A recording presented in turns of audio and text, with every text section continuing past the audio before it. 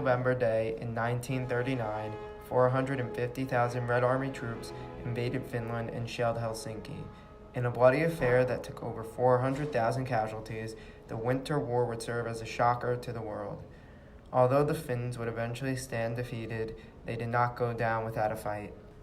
Finland, which was part of the Russian Empire prior to the October Revolution of 1917, finally saw a change of independence when the Russian Empire fell at the start of the Russian Revolution.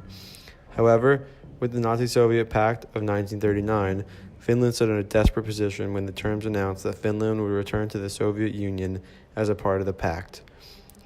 At the time of the Nazi-Soviet Pact, the Red Army expected little, if any, challenge from countries they would soon add.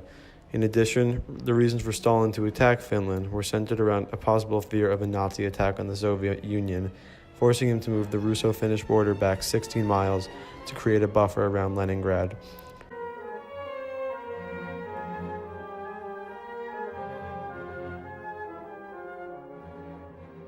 With 450,000 Soviet troops set to enter battle against the so-called weak Finns, the Finnish were setting their military plan based on geography.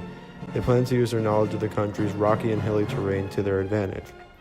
But material issues persisted, and many times Finnish soldiers would have to wind up looting the dead body of a Soviet for their own benefit. The first major battle of the war occurred at the Mannerheim Line. The main point of confusion for the Finns was Soviet tanks, something they had not had to deal with or possess in their army. However, the Finns soon found out ways to combat the tanks early in the war, mainly through the use of their new type of weapon, the Molotov cocktail. But the use of Molotov cocktail proved most effective against tanks. The issue for the Finns was the fact that they were outnumbered greatly, and by the end of November, they were forced to retreat behind the Mannerheim Line. Later, in December and January, the Finns would find new guerrilla tactics that proved much more effective than previous tactics on the field.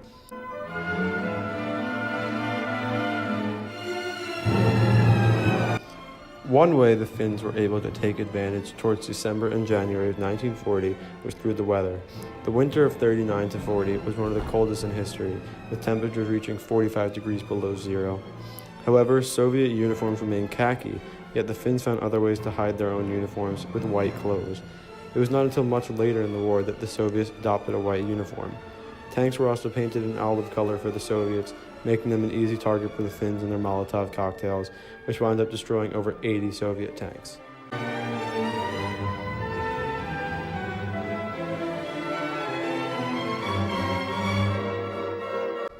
The true test to Soviet success was the guerrilla tactics the Finns adopted very early in the fighting. The Finns were able to split up into smaller divisions and transport quicker than the Soviet with the use of cross-country skis. They were then able to attack each larger Soviet division from all sides. They would surround them and create a pocket, making it impossible for the Soviets to go anywhere, and having to take on the elements of the Finnish winter.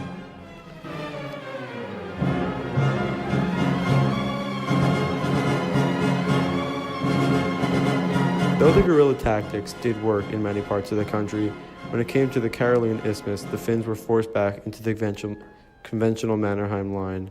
Through an extremely strong line, however, with multiple secured points along the Karelian, the Finns were able to hold off the Soviet advance at the Mannerheim Line.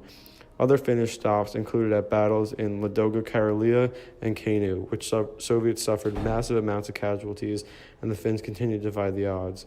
However, the Finns were extremely overmatched throughout the time.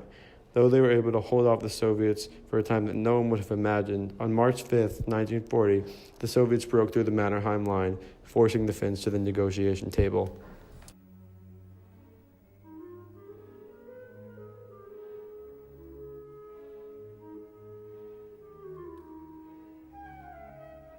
The first call for peace was presented by the Soviets in January 1940, in which they attempted to gain the Karelian Isthmus.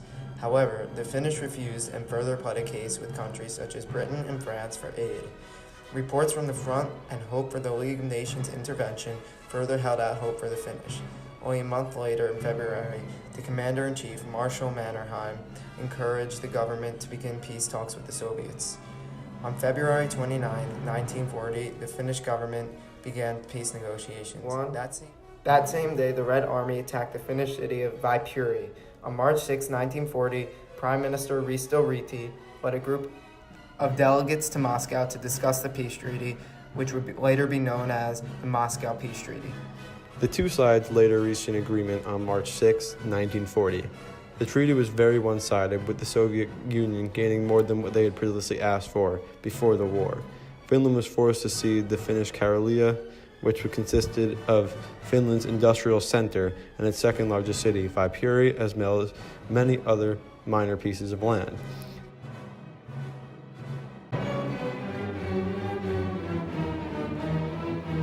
The Soviet Union asserted its dominance over the Finns in the war, but, as many people know, the Finns did not go down without a fight.